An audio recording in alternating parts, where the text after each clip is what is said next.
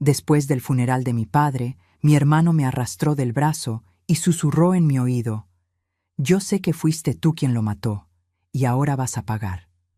Por 5 años viví aprisionada en mi propia casa, pagando por un crimen que nunca cometí, hasta el día en que descubrí la verdad enterrada bajo el piso.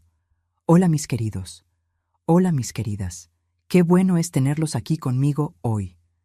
No se imaginan la alegría que siento al poder sentarme aquí y contarles una historia más de mi vida.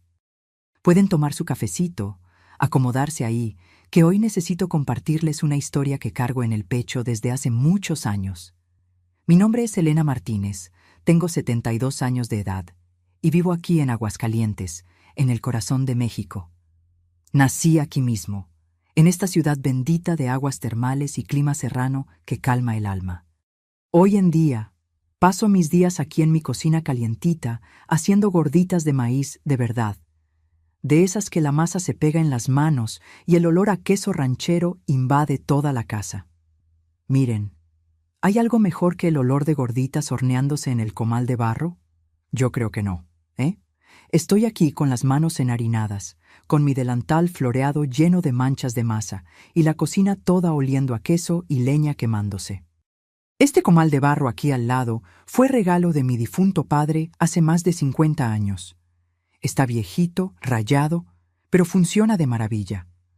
Todos los días por la mañana lo prendo con cariño, coloco las brasas en el lugar correcto y empiezo a amasar mi hornada del día. Vendo mis gorditas allá en el tianguis del barrio, ¿saben? Es mi ganancia, mi independencia. Empecé a hacer esto hace unos 10 años, cuando descubrí que no se puede quedar una parada en casa esperando que la vida pase. Aprendí a hacer gorditas con mi madre, que Dios la tenga. Ella decía que el secreto está en el punto de la masa y en el amor que le ponemos. Elena, decía ella, comida hecha con rencor no sirve, queda pesada en el estómago. Y ella tenía razón, ¿viste? Por eso hago cada gordita con cariño, pensando en las personas que van a comer, en las familias que van a sentarse a la mesa y compartir ese bocado calentito. Ahora, antes de continuar mi historia, quisiera pedirles algo especial a ustedes que me están viendo ahora, sea en el celular, en la computadora, en la televisión. Cuéntenme aquí en los comentarios desde qué rincón de México o de este mundo me están viendo. Y díganme también qué hora es ahí donde están. ¿Me están viendo tempranito con el sol entrando por la ventana? ¿O es por la tarde después del trabajo? ¿O ya es de noche cuando la casa está más tranquila? Leo cada comentario con cariño, ¿saben? Me imagino a ustedes ahí del otro lado y eso me hace una compañía tan bonita. Entonces vayan, escríbanme. Elena, te estoy viendo desde tu ciudad y aquí son las horario. Vamos a hacer una cadena de cariño, ¿está bien? Y si les está gustando este momento aquí conmigo, no olviden dejar su like en este video y suscribirse al canal Memorias de las Abuelas, porque todas las semanas vengo aquí a contarles las historias de esta abuela que ya vivió tantas cosas en esta vida. Aprieten la campanita también, mi hijo, para que no se pierdan ningún video nuevo. Pero saben, mis queridos, hoy necesito contarles una historia difícil, una historia que cambió mi vida completamente y me enseñó que a veces las personas más peligrosas son aquellas que duermen en el cuarto de al lado. Ya pasé por muchas cosas en esta vida, ya conocía el dolor de cerca, pero nada se compara a lo que viví entre mis 19 y 24 años de edad. Fueron años que me marcaron para siempre, que me quitaron pedazos del alma que nunca recuperé completamente. Hoy, cuando amaso mi masa de gorditas aquí, mirando las montañas de Aguascalientes por la ventana, le agradezco a Dios por haber sobrevivido. Agradezco por estar aquí libre contando mi historia para ustedes. Porque hubo un tiempo, mis queridos, que pensé que nunca más iba a ver la luz del sol con libertad. Entonces, tomen su cafecito, acomódense ahí y vengan conmigo en este viaje. Voy a llevarlos a conocer a la Elena de antes, aquella muchacha de 19 años que tenía el mundo a sus pies hasta el día en que todo se derrumbó. Saben, mis queridos, para entender todo lo que me pasó, necesito volver allá al principio, cuando era solo una niñita de trenzas y rodillas raspadas. Nací en 1953, aquí mismo en Aguascalientes, en una casa grande de portón verde que quedaba cerca del Jardín de San Marcos, cerquita de los baños termales. Mi padre, don Osvaldo Martínez, era un hombre trabajador, dueño de una pequeña fábrica de textiles que empleaba unas 20 personas. No éramos ricos, pero tampoco pasábamos necesidad, gracias a Dios. Mi madre, doña Irene, era una mujer dulce, de esas que se levantaban antes de que saliera el sol para preparar el café con leche y el pan con mantequilla fresca para la familia. Ella tenía una manera muy especial de hacer las cosas. Cuando pasaba por la casa, dejaba un olorcito a lavanda y jabón de coco. Era cocinera de primera. Hacía tamales, buñuelos, ate de guayaba, cajeta, todo con ese amor que solo una madre tiene. Fue de ella que heredé este don de cocinar, estas ganas de alimentar a la gente con cariño. Pero estaba Marcos, mi hermano mayor, 11 años mayor que yo. Cuando nací, en 1953, él ya era un niño de 11 años, casi un muchacho. Nació en 1942, en plena Segunda Guerra Mundial. Y mi mamá siempre decía que él vino diferente, que el parto fue difícil, que lloraba mucho y tenía una mirada extraña desde chiquito. Papá nunca le gustó mucho hablar de eso, pero yo notaba que tenía una preocupación con Marcos que no tenía conmigo. Vivíamos en aquella casa grande, con patio lleno de árboles de guayaba y un huerto de capulines que daba fruta todo el año. Recuerdo el olor de la tierra mojada después de la lluvia, el ruido de los pajaritos en la mañana temprano, el sabor de las guayabas que agarraba directo del árbol y comía ahí mismo con la boca toda dulce. Era una infancia a cielo abierto, ¿saben? De correr descalza en el patio, de hacer muñecas con hojas de maíz, de jugar a la casita debajo del árbol de guayaba grande. Tenía mis amiguitas de la vecindad, la Teresita, la Marlene, la Guadalupe, y pasábamos las tardes jugando a la ronda, brincando la cuerda, jugando a las escondidas por los patios. En ese tiempo, en Aguascalientes, la ciudad todavía era pequeña. Todos se conocían y los niños podían jugar en la calle sin miedo. Íbamos a traer agua a la fuente, agarrábamos guayabas del árbol del vecino, siempre con permiso, y volvíamos a casa solo cuando el sol empezaba a ponerse detrás de las montañas. Mi padre era mi héroe desde chiquita. Todos los días cuando llegaba de la fábrica, allá por las 6 de la tarde, yo corría a la puerta para abrazarlo. Él me cargaba, aunque ya estuviera grandecita, y decía, «¿Cómo está mi joya rara, mi princesita?» Me llevaba a conocer su fábrica, me mostraba las máquinas de telar, el olor a lana y algodón, el ruido rítmico de los telares. Decía que un día todo aquello sería mío, que yo iba a ser una mujer de negocios fuerte e independiente. Pero con Marcos era diferente. Papá nunca tuvo paciencia con él. Marcos no le gustaba trabajar, no le gustaba estudiar. Cuando yo tenía unos 6 años, él ya era un muchacho de 17 y vivía encerrado en su cuarto, leyendo esas revistas de terror, oyendo radio y fumando a escondidas. Mi mamá siempre lo defendía. «Osvaldo, el muchacho necesita paciencia, es sensible, es diferente».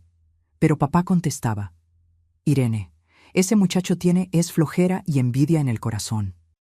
Yo era muy chiquita para entender bien esas conversas de los adultos, pero recuerdo sentir miedo de Marcos. Tenía una manera de mirarme que me daba escalofríos. Cuando papá y mamá salían y él se quedaba cuidándome, me seguía por los cuartos de la casa, siempre con esa sonrisita torcida. Una vez, debía tener unos 8 años, estaba jugando con muñecas en el patio y él se acercó y me dijo, «Aprovecha mientras papá está vivo, Elena. Cuando se muera, vas a ver cómo van a cambiar las cosas aquí». No entendí nada, pero aquello quedó grabado en mi memoria como una profecía sombría. Papá notaba esas cosas. Siempre me decía, «Elena, mi hija, no te quedes sola con tu hermano. Cuando tu mamá y yo no estemos en casa, te vas a casa de doña Aparecida, nuestra vecina». Y yo obedecía, porque confiaba ciegamente en mi padre. Él era mi protección, mi escudo contra todo lo que pudiera hacerme daño. La rutina de la casa era simple y bonita. Despertábamos temprano con el canto del gallo del vecino. Mamá preparaba el café, yo ayudaba a poner la mesa y tomábamos café todos juntos, menos Marcos, que dormía hasta tarde. Después iba a la escuela primaria Francisco I. Madero, que quedaba a unas 5 cuadras de casa. Iba caminando con mi mochila de piel y mi uniforme azul marino con blusa blanca. Me encantaba estudiar, sacaba buenas notas y papá se sentía orgulloso. Las tardes de sábado, papá me llevaba a tomar nieve en el centro de la ciudad, en la nevería que quedaba en la Plaza de la Patria. Era nuestro momento especial, solo yo y él. Me contaba historias de su juventud, de cómo construyó la fábrica de la nada, de cómo conoció a mi mamá en un baile de carnaval en 1940.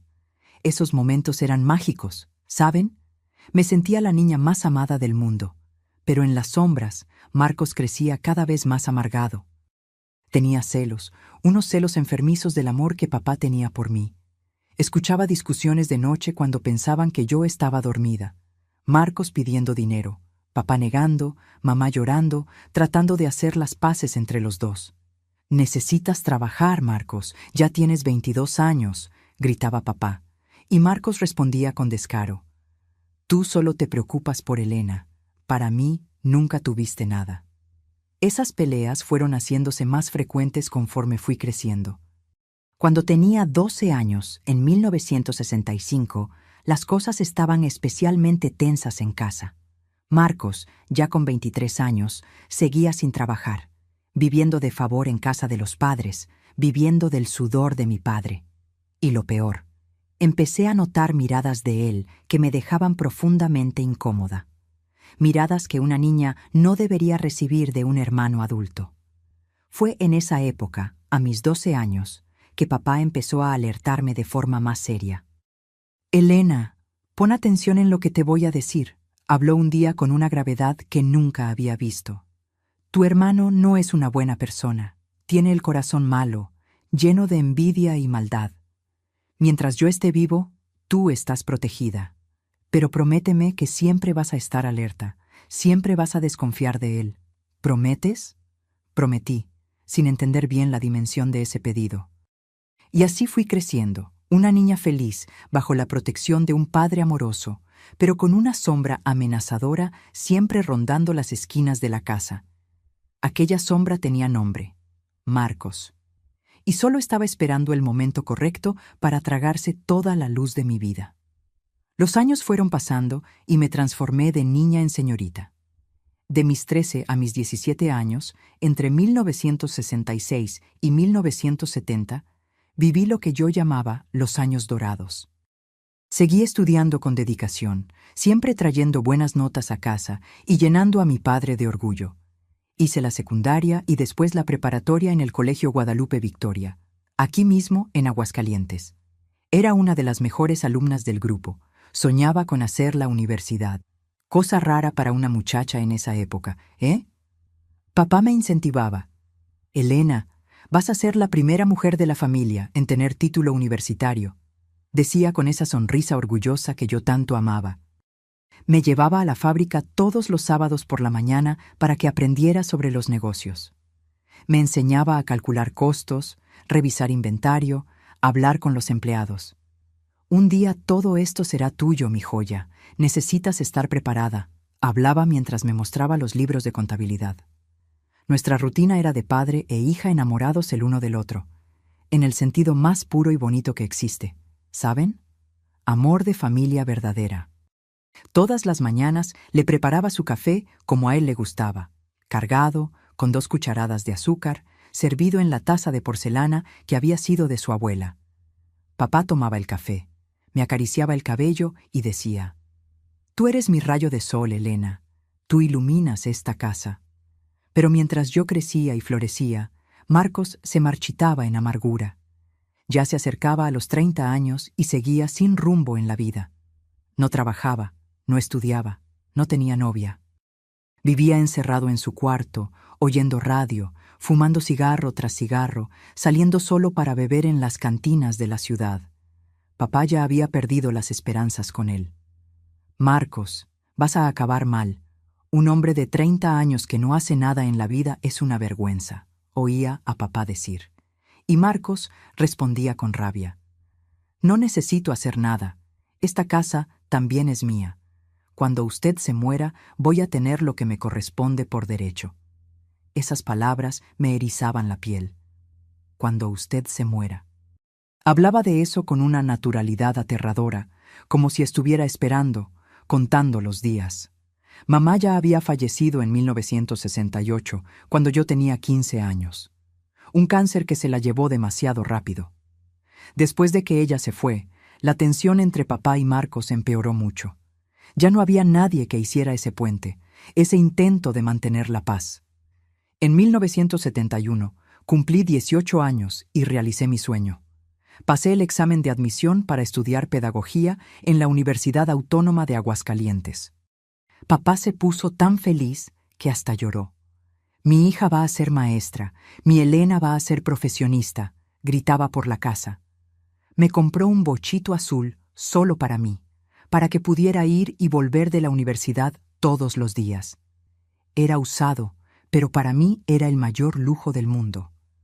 Todos los días me levantaba a las 5:30 de la mañana, tomaba café con papá, agarraba mi mochila de estudiante y manejaba por las calles de Aguascalientes hasta la universidad.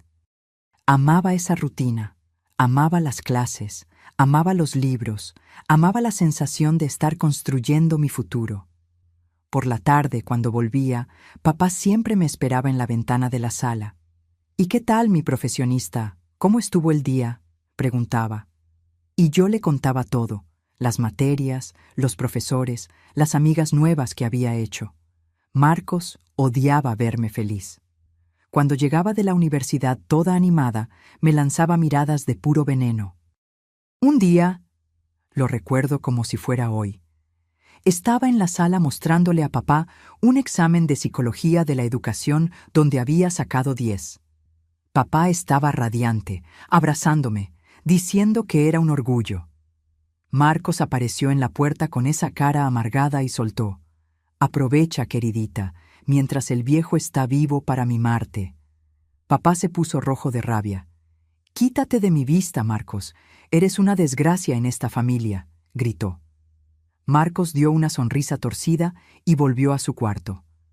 Aquello me dejó inquieta el resto del día. Había algo en su voz, en esa manera de decir «mientras el viejo está vivo», que parecía una amenaza velada. Papá empezó a volverse aún más protector conmigo. Tenía presión alta, tomaba medicamento todos los días. Enalapril, si no me equivoco. Era religioso con la medicación. Todas las mañanas, después del café, abría el gabinete de la cocina y tomaba las pastillas. Yo misma organizaba su medicina en una cajita separadita con los días de la semana marcados. Hacía eso con todo el cuidado del mundo, porque sabía que su salud dependía de aquello. Pero empecé a notar cosas extrañas. En enero de 1972, cuando yo tenía 19 años y estaba en el segundo semestre de la universidad, papá empezó a sentirse mal con frecuencia. Dolores de cabeza, mareos, náuseas. «Debe ser el calor, hija. Este verano está muy fuerte», decía. Pero yo veía que estaba diferente. Pálido, débil, con ese sudor frío en la frente. Una mañana, allá por finales de enero, papá tomó el café que yo le había preparado. Café con leche, pan con mantequilla y cajeta, como a él le gustaba. Estábamos conversando sobre la graduación, que sería dentro de 3 años. «Voy a estar en primera fila, Elena, con traje nuevo, tomándole fotos a mi hija con toga y birrete», dijo con esa sonrisa que iluminaba el mundo. De repente, su rostro cambió. Se puso blanco, blanco como el papel. Se llevó la mano al pecho y dijo con la voz perdida: «Elena, hija». Me levanté de la silla de un salto. «Papá, ¿qué pasa, papá?». Intentó decir algo más, pero las palabras no salieron. Sus ojos se quedaron vidriosos y entonces cayó. Cayó de la silla duro, como un peso muerto ahí en el piso de la cocina. Grité tanto que la vecina, doña Aparecida, escuchó desde lejos y vino corriendo. Llamó al hospital. Vino ambulancia, vino doctor, vino un montón de gente. Yo estaba arrodillada en el piso, agarrando la mano de mi padre, sintiendo cómo se iba poniendo helada en las mías. «Papá, no, no me dejes, papá», lloraba, suplicaba, pero él ya no respondía. El médico llegó, intentó reanimar, pero fue inútil. «Fue fulminante, señorita, infarto cardíaco. Ya estaba muerto cuando llegó la ambulancia. Mi pésame». No lo creí. No podía ser verdad. Mi padre, mi héroe, mi protector, no podía haberse ido así, de repente, sin siquiera despedirse. Solo tenía 52 años, era saludable, cuidaba la presión, hacía todo bien. Marcos apareció en la cocina. Había escuchado toda la confusión, pero se había tardado en bajar. Cuando vio el cuerpo de papá en el piso, cubierto con una sábana blanca, no lloró, no demostró nada. Se quedó ahí parado, mirando, y entonces me miró a mí. Fue una mirada que nunca voy a olvidar. Una mirada fría, calculadora, casi satisfecha. Los días siguientes fueron un borrón de dolor. Velorio, misa de cuerpo presente, entierro. Estaba drogada de tanto dolor, de tanto llorar. Había tomado un calmante que el médico me dio y flotaba en un estado de semi-inconsciencia. Recuerdo gente pasando, dando el pésame, diciendo: «Tu mamá y tu papá están juntos ahora en el cielo». Recuerdo el ataúd bajando a la tierra. Recuerdo tirar la primera flor encima del ataúd y sentir que mi mundo se había acabado. Durante el velorio, Marcos se quedó en un rincón fumando. No lloró ni una lágrima. La gente comentaba: «Qué hijo frío, ni llora por su propio padre». Pero a él no le importaba. Solo me miraba, me observaba, como un depredador observa a una presa herida. Cuando volvimos a casa después del entierro, el sol se estaba poniendo. La casa estaba vacía, silenciosa. Por primera vez en la vida, estaba sola con Marcos, completamente sola, sin papá para protegerme, sin mamá para hacer las paces. Solo yo y él, en aquella casa grande y helada. Yo estaba en la sala, todavía de luto, todavía aturdida por el dolor y los calmantes. Marcos cerró la puerta del frente con llave. Escuché el ruido de la cerradura y sentí un escalofrío recorrer mi columna. Lo miré. Él me miró y entonces sonrió. Aquella sonrisa era la cosa más aterradora que había visto en mi vida. Una sonrisa que no tenía nada de alegría. Una sonrisa de alguien que acababa de ganar un juego. Caminó despacio hacia mí. Cada paso suyo resonaba en el silencio de la casa. Y cuando llegó cerca, agarró mi brazo, apretó fuerte. Fue la primera vez en mi vida que alguien me lastimó físicamente a propósito. «Ahora somos solo tú y yo, Elena», dijo con esa voz baja y amenazadora. «Y las cosas van a ser muy diferentes de ahora en adelante». Lo miré sin entender. Mi brazo dolía donde él había apretado. «Marcos, suéltame. Me estás lastimando», dije, intentando alejarme, pero apretó más fuerte. «Me vas a escuchar, Elena, me vas a escuchar y me vas a obedecer», habló, empujándome al sofá. Caí sentada, todavía aturdida por los calmantes y por el dolor de la pérdida de mi padre. Fue entonces que metió la mano en el bolsillo del pantalón y sacó un frasquito de medicina, un frasco de pastillas que parecía igual a las que papá tomaba. Tiró el frasco en mi regazo. «¿Sabes qué es esto, queridita?», preguntó con ese tono de burla que me daba náuseas. Agarré el frasco con las manos temblorosas, leí la etiqueta. Era enalapril, la medicina de papá, pero el frasco estaba por la mitad. «Yo no entiendo», dije confundida. Marcos se agachó, quedó con el rostro muy cerca del mío y dijo despacio, dejando que cada palabra penetrara como un cuchillo: «Estas pastillas no son medicina para la presión, Elena. Son pastillas de harina, harina de trigo, nada más. Y tienen tus huellas digitales por todo el frasco». Mi corazón se detuvo. «¿Qué?». Él sonrió. «Te vi cambiando las medicinas de papá, Elena. Te vi agarrando los comprimidos verdaderos y poniendo estas pastillas falsas en su lugar. Por eso tuvo el infarto, porque tú, con tus propias manos, le quitaste la medicación que lo mantenía vivo. Tú mataste a nuestro padre». No, grité, levantándome del sofá de un salto. Yo nunca haría eso. Yo amaba a papá. Yo nunca cambié ninguna medicina. Pero Marcos solo rió. Una risa baja, cruel, que resonó por la sala vacía. No importa lo que digas, Elena. Lo que importa es lo que yo vi, y lo que la policía va a creer cuando les muestre este frasco. Tus huellas digitales están en todo. Tú organizabas sus medicinas, ¿recuerdas? Tus impresiones digitales van a coincidir perfectamente. Empecé a llorar. Llorar de desesperación, de miedo, de confusión. Pero yo no hice nada. Marcos, tú sabes que yo no hice nada.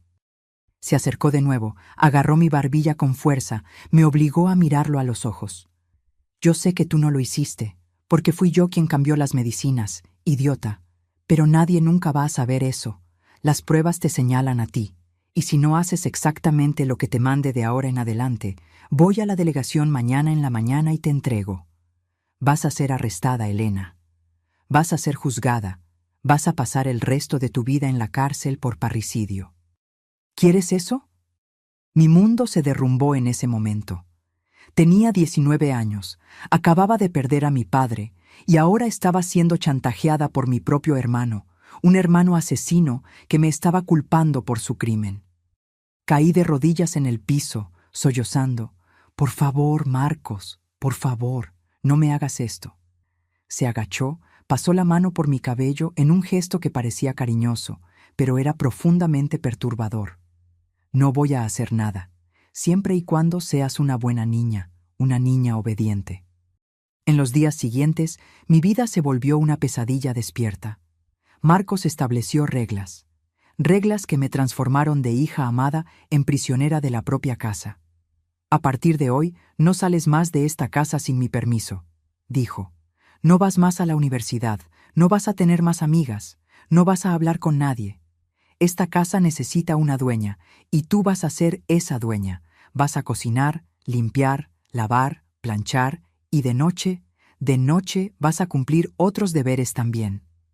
No necesito entrar en detalles sobre lo que quiso decir con otros deberes, pero ustedes que me están escuchando, ustedes que son inteligentes, entienden. Me transformó en algo que una hermana nunca debería ser obligada a hacer. Y usaba ese frasco de medicina falsa como arma constante contra mí. ¿Recuerdas que puedes ser arrestada en cualquier momento? Decía siempre que yo lloraba, siempre que intentaba resistir. Desconectó el teléfono de la casa. No necesitas hablar con nadie, dijo. Encerró mi bochito azul, aquel regalo de papá, en la cochera y escondió las llaves.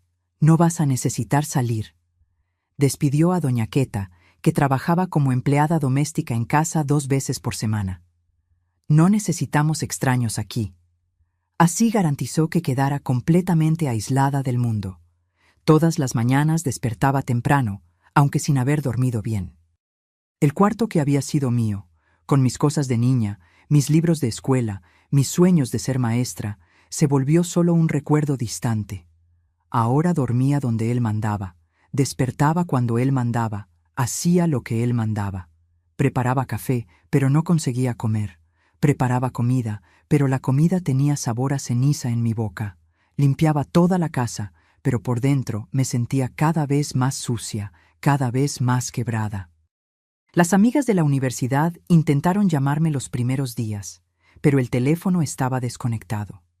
Teresita, mi amiga de la infancia, tocó la puerta una vez. Marcos me mandó quedarme callada en el cuarto mientras él atendía. Lo escuché decir: Elena está de luto, no quiere ver a nadie, pide que se alejen por ahora. Y ella se fue. Nadie insistió, nadie sospechó. Los meses fueron pasando y yo fui consumiéndome. Perdí peso, me salieron ojeras profundas, el cabello sin brillo.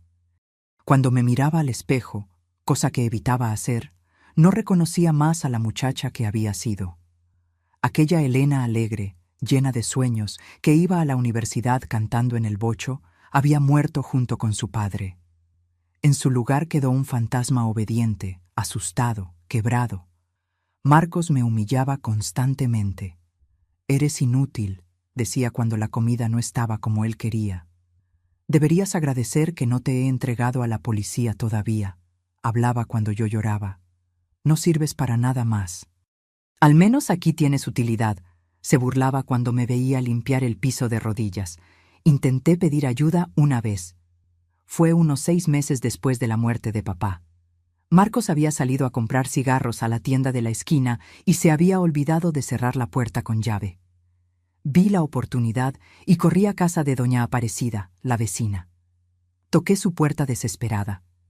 Cuando abrió, intenté hablar, intenté contar, pero las palabras se me atoraban en la garganta. Doña Aparecida, mi hermano, él... Pero ella me interrumpió con una sonrisa de lástima. Ya sé, hija, estás sufriendo mucho por la pérdida de tu padre.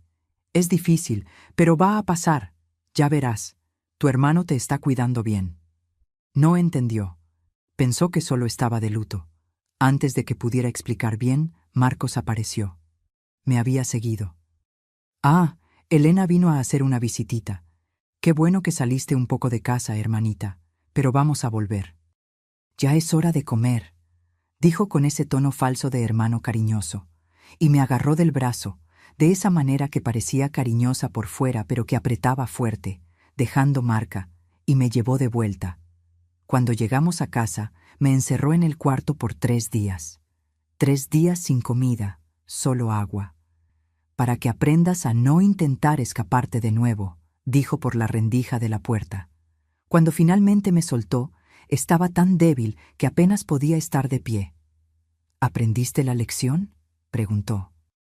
Solo moví la cabeza. Había aprendido. Había aprendido que no había salida, que nadie me iba a salvar, que estaba sola en ese infierno. La universidad mandó una carta. Tenía demasiadas faltas. Iba a reprobar el semestre, a perder la plaza. Marcos leyó la carta, la rompió frente a mí y tiró los pedazos a la basura. Ya no necesitas universidad. Tu vida ahora es aquí conmigo, dijo. Y ahí murió mi último hilo de esperanza, mi sueño de ser maestra, de tener título, de hacer orgulloso a mi padre. Todo eso se volvió polvo. Los años empezaron a pasar en esa rutina macabra. 1972 se volvió 1973. 1973 se volvió 1974. Iba haciéndome más vieja, más apagada, más muerta por dentro. Había días que pensaba en desistir de todo, en dejar que todo acabara. Pero algo pequeñito dentro de mí, alguna chispa terca que se negaba a apagarse completamente, me mantenía respirando, me mantenía despertando todos los días, me mantenía obedeciendo sus órdenes mientras esperaba. Esperaba por algo, algún milagro, alguna salida. Pero en ese momento, en 1974, cuando tenía 21 años y ya habían pasado 2 años en ese cautiverio disfrazado de casa, la salida parecía más distante que nunca. Los años empezaron a pasar en esa rutina macabra. 1972 se volvió 1973. 1973 se volvió 1974. Iba haciéndome más vieja, más apagada, más muerta por dentro. Había días que pensaba en desistir de todo, en dejar que todo acabara.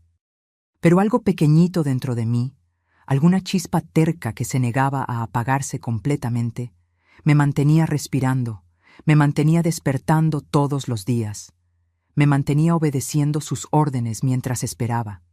Esperaba por algo, algún milagro, alguna salida. Pero en ese momento, en 1974, cuando tenía 21 años y ya habían pasado 2 años en ese cautiverio disfrazado de casa, la salida parecía más distante que nunca. Fue en 1975, en el mes de agosto, que llegué a mi límite. Tenía 22 años y ya hacía 3 años que vivía en ese infierno.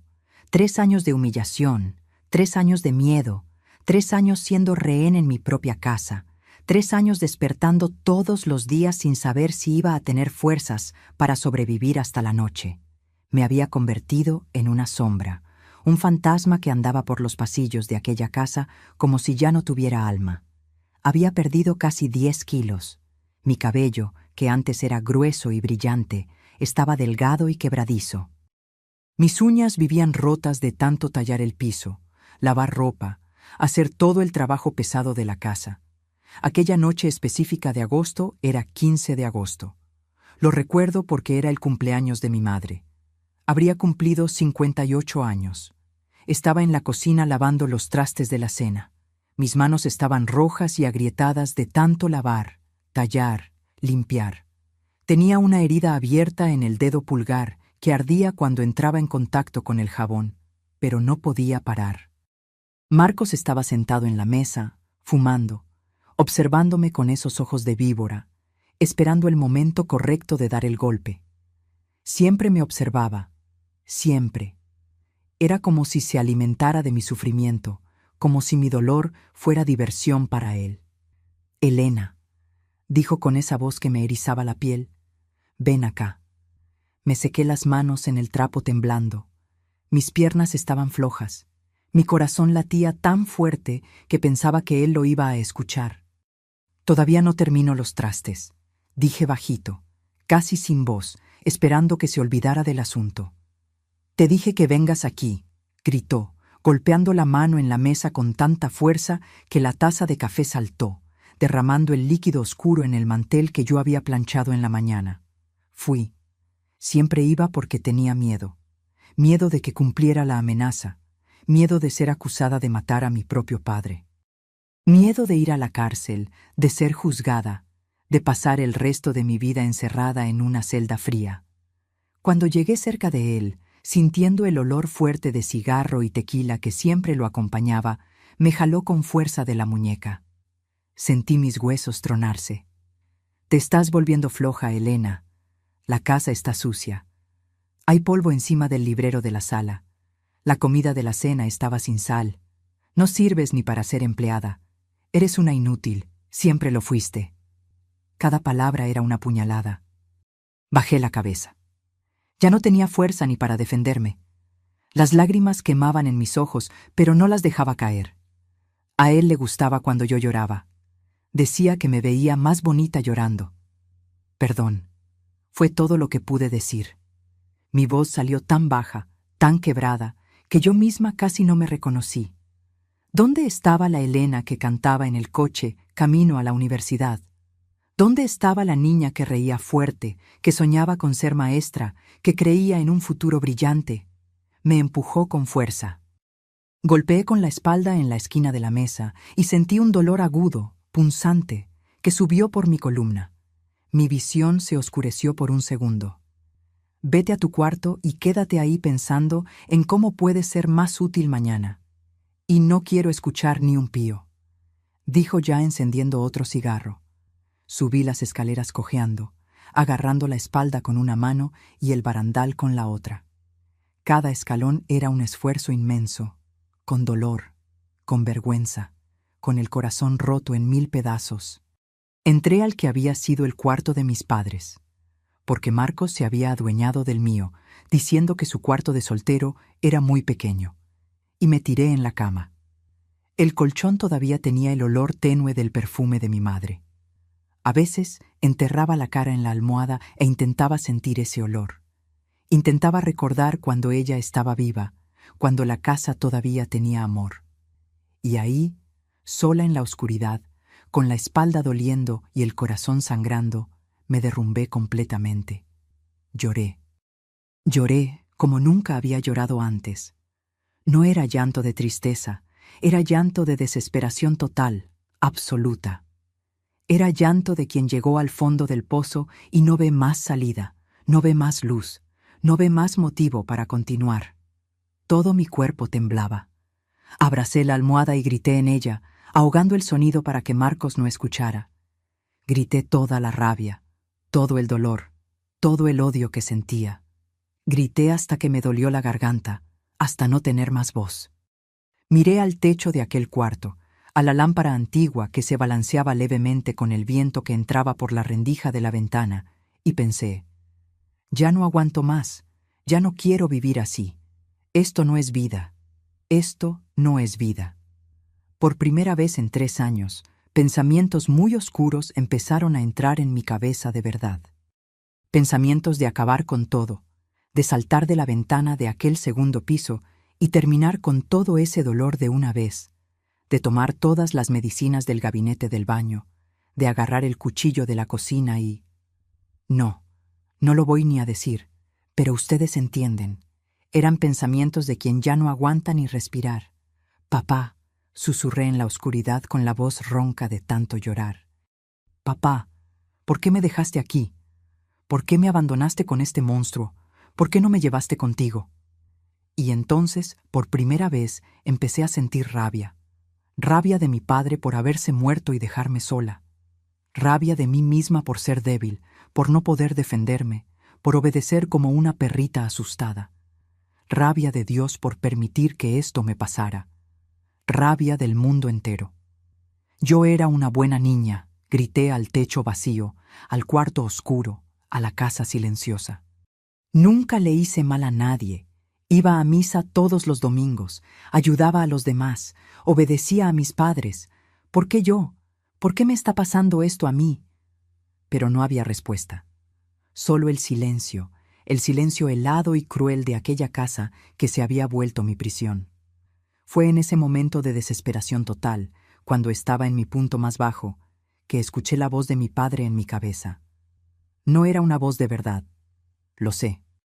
Era un recuerdo vívido de algo que me había dicho una vez cuando era niña. Debía tener unos 6 o 7 años y me había caído de la bicicleta en el patio y me había raspado toda la rodilla. Estaba llorando, diciendo que no iba a poder andar en bicicleta nunca, que era muy débil, que tenía miedo de caerme otra vez. Y él me había cargado, limpiado la rodilla con cuidado y dicho con esa voz firme pero cariñosa: Elena, mi joya rara, eres más fuerte de lo que imaginas. Solo descubrimos la fuerza que tenemos cuando no nos queda otra opción más que ser fuertes. La vida te va a tirar muchas veces, hija, pero tú siempre te levantas. Siempre. ¿Me lo prometes? Levántate, hija. Siempre levántate. Aquel recuerdo me pegó de lleno, como una bofetada, como un balde de agua fría que me despertó de aquella pesadilla mental. Y algo dentro de mí, alguna chispita pequeñita, terca, que se negaba a morir completamente, empezó a brillar de nuevo. Levántate, me dije a mí misma en voz alta. Levántate, Elena. Tu padre no te crió para ser cobarde. Él no murió para que te rindieras.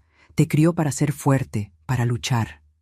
Me senté en la cama, me sequé las lágrimas con el dorso de la mano y por primera vez en 3 largos años sentí una cosa que había olvidado que existía. Rabia.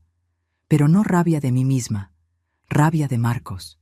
Rabia real, poderosa, que quemaba en el pecho como brasa. Él no va a ganar, dije en voz baja pero firme. No voy a dejar que él gane. Empecé a pensar con claridad por primera vez en mucho tiempo. Mi cerebro, que estaba nublado por la tristeza y el miedo, empezó a funcionar de nuevo.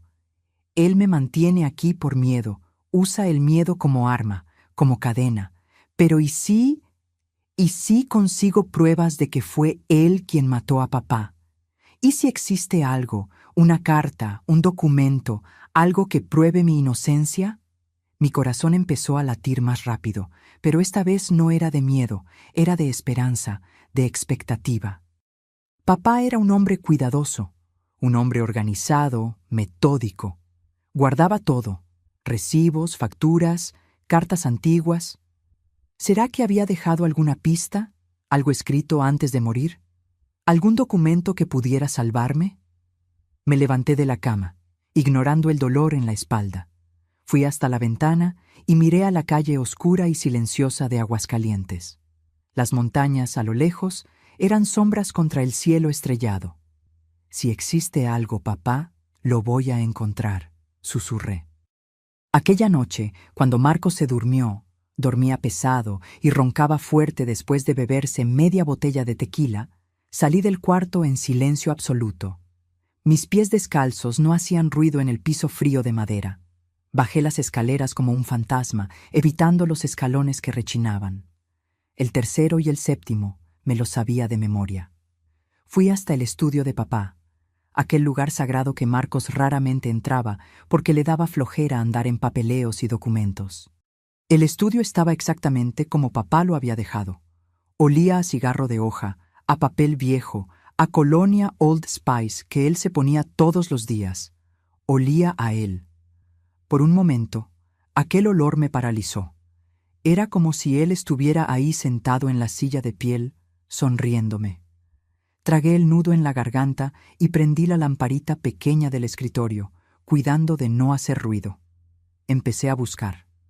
Busqué en los cajones del escritorio, papeles de trabajo, cuentas antiguas, fotos amarillentas. Busqué en los armarios de archivo, carpetas con documentos de la fábrica, contratos, nóminas.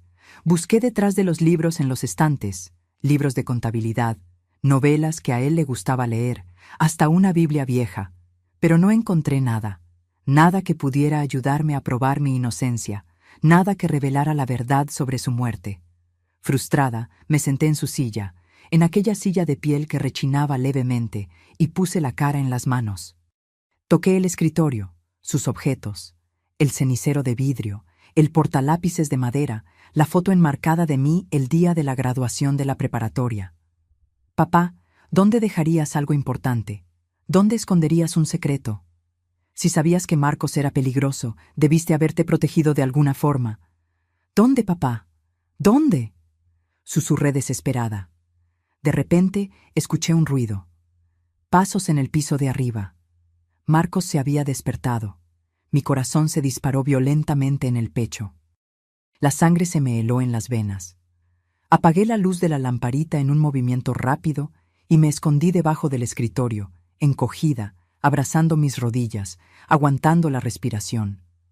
Escuché los pasos bajando las escaleras. Cada paso parecía una eternidad. Pasó por el pasillo, muy cerca de la puerta del estudio. Se detuvo. Dios mío, se detuvo. Cerré los ojos con fuerza, rezando para que no entrara. Después de segundos que parecieron horas, siguió. Fue al baño, escuché la descarga, lo escuché volver, subiendo las escaleras de nuevo. Me quedé ahí debajo de esa mesa, temblando tanto que me castañaban los dientes, por más de 1 hora. No me moví ni un centímetro. Solo cuando tuve la certeza absoluta de que había vuelto a dormirse, cuando escuché sus ronquidos de nuevo, salí de mi escondite. Mis piernas estaban dormidas. Subí despacio al cuarto y me acosté, el corazón todavía disparado. Pero algo fundamental había cambiado aquella noche. Había descubierto que todavía tenía coraje. Coraje de bajar en la oscuridad. Coraje de buscar. Coraje de arriesgarme a que me descubriera. Coraje de desafiar, aunque fuera en secreto, la prisión que él había construido a mi alrededor. Y había descubierto algo importante. El estudio de papá era un territorio que Marcos evitaba. Si existía algo que pudiera salvarme, estaría ahí. Tenía que estar. En los meses siguientes, entre finales de 1975 y todo el año de 1976, continué mi vida de esclava durante el día. Pero de noche, cuando podía, cuando tenía la certeza de que él estaba profundamente dormido, volvía al estudio, buscando, siempre buscando. Busqué en cada cajón, en cada carpeta, en cada libro, en cada rincón. Había noches que no encontraba nada y volvía al cuarto derrotada, con ganas de rendirme. Había noches que encontraba una foto antigua, una carta de mi mamá para mi papá, algún recuerdo que me hacía llorar de nostalgia, pero que no me ayudaba en nada. Pero no me rendí.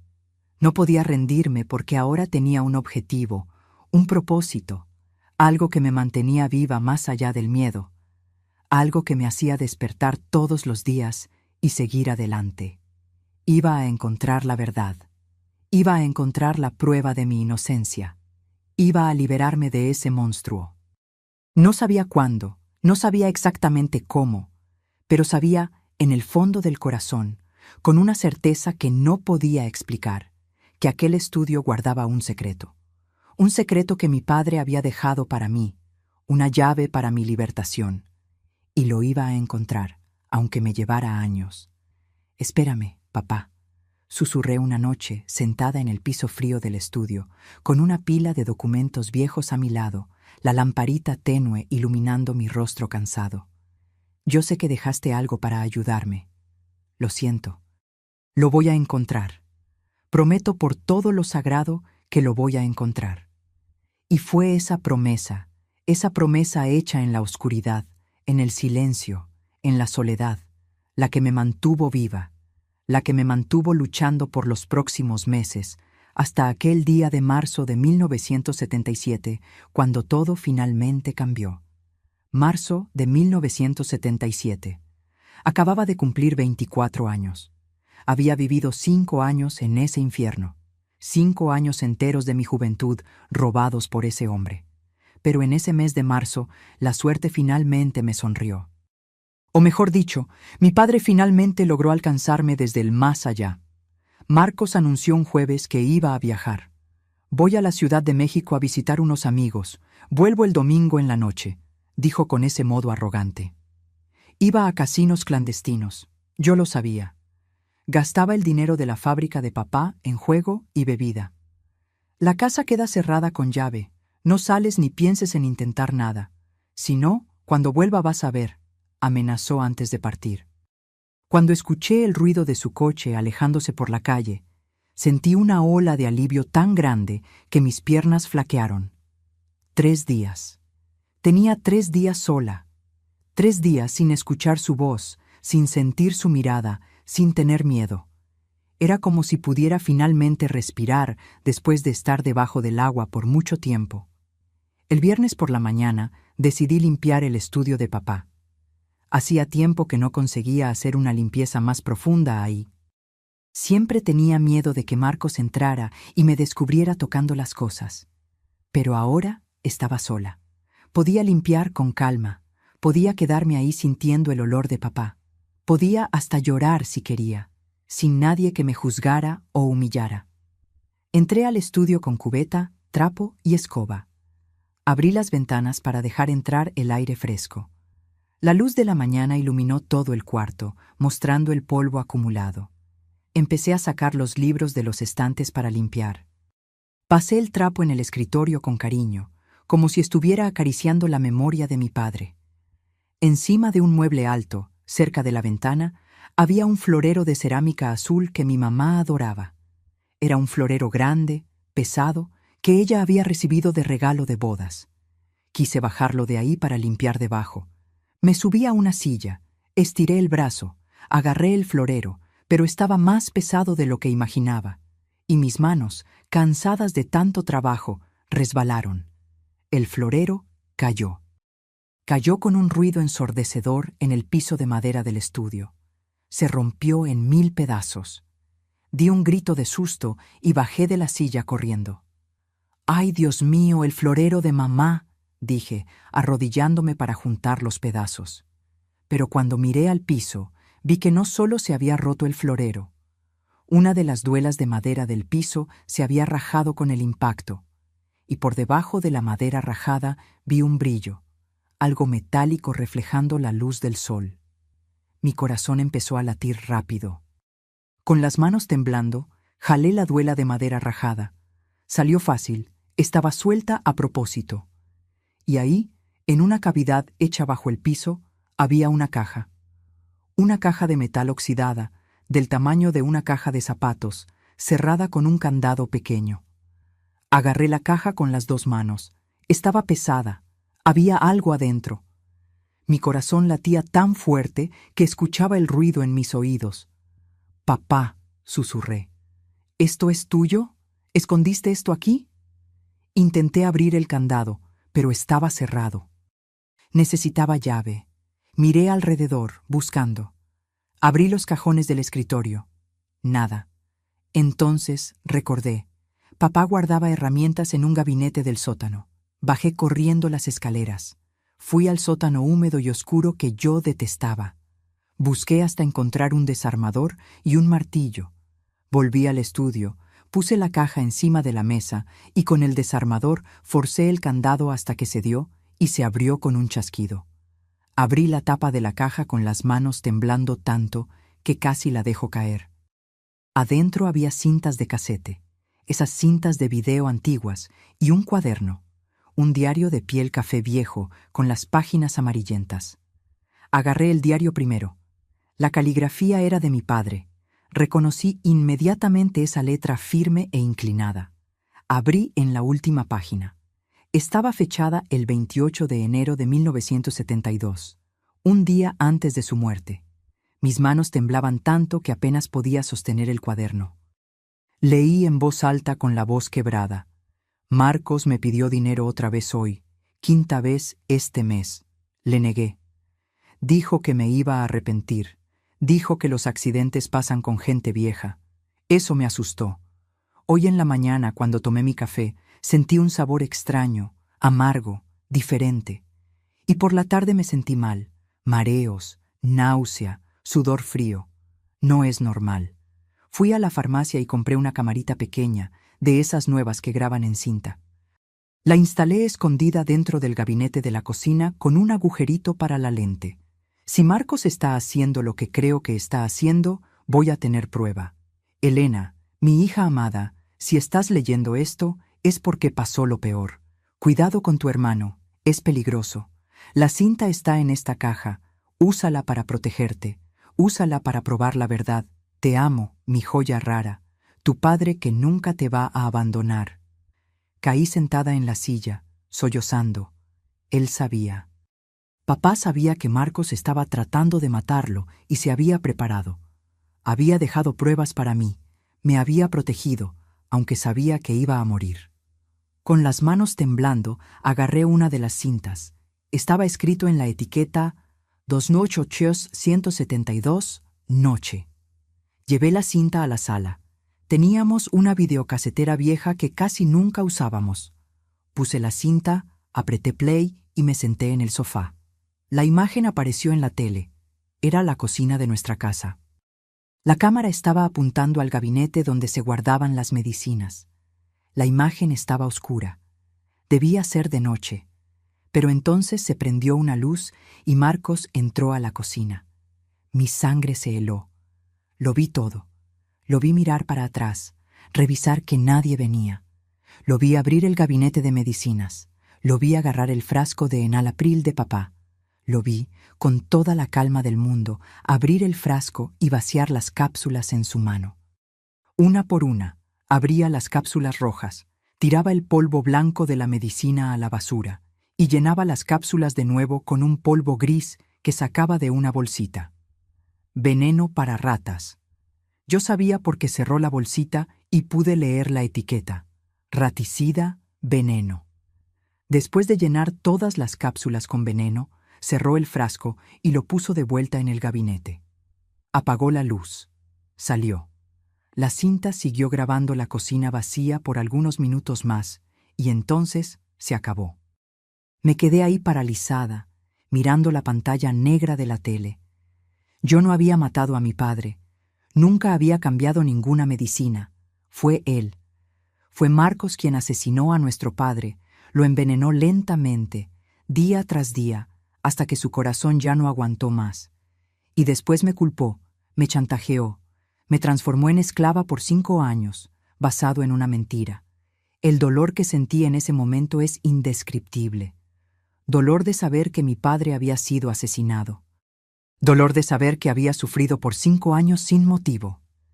Pero junto con el dolor vino una rabia gigantesca que quemaba en el pecho como fuego. Agarré el teléfono que Marcos había desconectado hacía 5 años y lo conecté de nuevo en el enchufe. Marqué a la policía con los dedos temblando. Bueno, necesito denunciar un asesinato. Tengo pruebas, tengo el video. Dije y di la dirección. Los policías llegaron en media hora, 3 hombres de uniforme. Mostré la cinta, mostré el diario. Conté todo, los 5 años de cautiverio, el chantaje, la mentira. Escucharon todo, vieron el video, quedaron en shock. Va a necesitar dar su declaración formal, señora, pero con estas pruebas vamos a arrestar a su hermano en cuanto regrese, dijo el delegado. El domingo en la noche, cuando Marcos volvió del viaje, yo estaba preparada. La casa estaba oscura cuando entró. Escuché la llave en la puerta, escuché sus pasos. Elena, ¿dónde está mi cena? Inútil, gritó como siempre gritaba. Prendí la luz de la sala y él vio a 3 policías sentados en el sofá, al delegado de pie a mi lado, y en la tele, la imagen de él abriendo las cápsulas de medicina y poniendo veneno adentro, pasando en repetición. Su cara se cayó, el rostro se puso blanco. Me miró, luego a los policías, luego a la tele. Intentó correr, corrió hacia la puerta, pero los policías fueron más rápidos. Lo tiraron al piso, lo esposaron, lo levantaron a la fuerza. «Está arrestado por el asesinato de Osvaldo Martínez», dijo el delegado. Marcos me miró con odio. «Maldita perra, me las vas a pagar», gritó mientras era arrastrado afuera. Pero no sentí miedo. Por primera vez en 5 años lo miré sin miedo. «Tú ya pagaste, Marcos. Te vas a pudrir en la cárcel», dije con voz firme.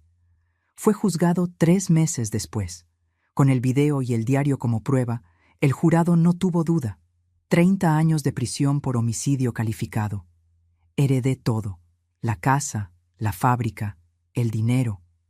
Pero la mayor herencia que recibí no fue material. Fue saber que mi padre, aunque muerto, me había cuidado. Me había dejado la llave para mi libertad. Me había protegido hasta el fin. Y aquí estoy yo, mis queridos, 48 años después de aquella noche que cambió todo. 48 años de libertad. Todavía vivo aquí, en Aguascalientes, en la misma ciudad donde nací, donde sufrí y donde renací. No pude salir de aquí. Estas montañas, estas calles, esta tierra, todo esto es parte de mí, de lo bueno y lo malo que viví. La casa donde viví con mi padre y donde sufrí en las manos de Marcos, la vendí luego después del juicio. No podía más pisar ahí sin sentir el peso de todos esos años. Con el dinero de la venta y de la herencia, compré esta casita simple donde vivo hoy, en un barrio tranquilo, con vecinos que se volvieron mi familia. Es una casa chiquita, solo 3 cuartos, pero tiene una cocina maravillosa con aquel comal de barro que papá me dio. Ese me lo traje conmigo. No pude deshacerme de él. Es mi conexión con los días buenos. La fábrica de papá la mantuve por unos 15 años. Aprendí a administrar, contraté un gerente de confianza y llevé el negocio en memoria de él. Pero en 1992, cuando cumplí 39 años, decidí vender. Quería simplicidad, quería paz, quería despertar todos los días sin el peso de administrar empleados y tratar con proveedores. Invertí el dinero de la venta y vivo de los rendimientos. No es mucho, pero me basta. Lo que me llena de verdad, lo que me da alegría de verdad, es este negocito de gorditas. Despierto todos los días a las 5 de la mañana, costumbre antigua que nunca perdí, y empiezo a amasar mi hornada. El olor del queso ranchero, el ruido de la masa cayendo en la batea de madera, el calor del comal de barro, todo eso me calma el alma. Es como una meditación, ¿saben? Cada gordita que hago con las manos es una oración de gratitud por estar viva, por estar libre.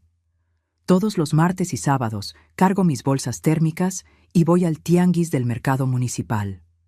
Armé una mesita simple con un mantelito de cuadritos rojos que yo misma bordé y me quedo ahí de las 7 al mediodía vendiendo mis antojitos. La gente ya me conoce. «Doña Elena, guárdeme 2 bolsitas. Doña Elena, las de la semana pasada estuvieron divinas. Cada cliente que vuelve es una victoria. Cada sonrisa que recibo es un recordatorio de que yo gané. Me casé a los 32 años, en 1985.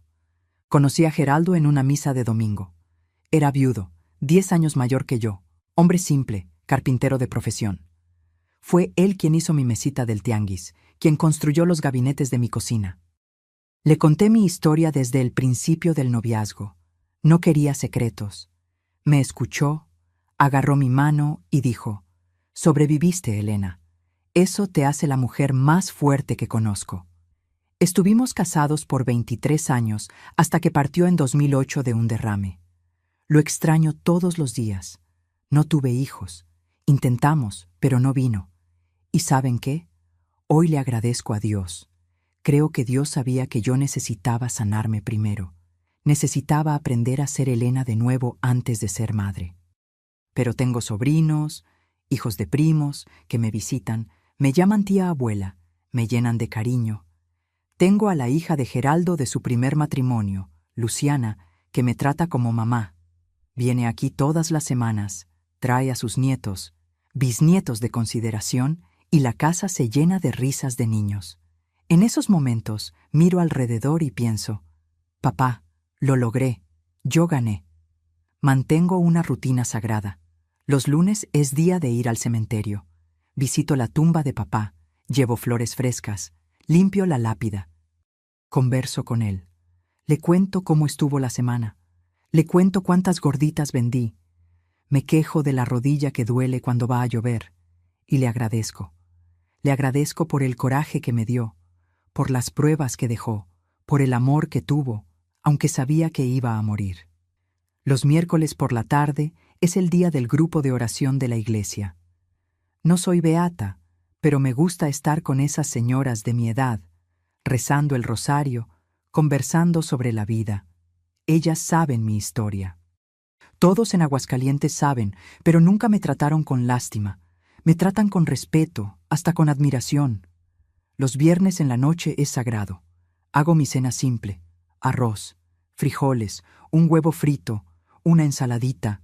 Me siento en la butaca de la sala con mi tejido y veo mi novela. Son los pequeños placeres, ¿saben? Los lujos simples de una vida libre. Poder comer a la hora que quiero, dormir sin miedo, despertar sin sobresalto. Eso no tiene precio. Cuando me miro al espejo hoy, veo a una señora de cabellos blancos, rostro marcado por el tiempo, manos callosas de tanto trabajo, pero veo también a una sobreviviente. Veo fuerza, veo dignidad. Las cicatrices del pasado están aquí, algunas visibles, otras no. Pero hoy las cargo con orgullo, porque cada una de ellas cuenta la historia de cómo no me rendí. Marcos murió en la prisión en 2003, después de 26 años preso. Infarto. No fui a su entierro. No sentí nada cuando me enteré. Ni rabia, ni alivio, ni tristeza. Nada. Él ya no tenía más poder sobre mí desde hacía mucho tiempo. ¿Perdonar? No sé si perdoné, pero lo superé. Y eso para mí ya es suficiente.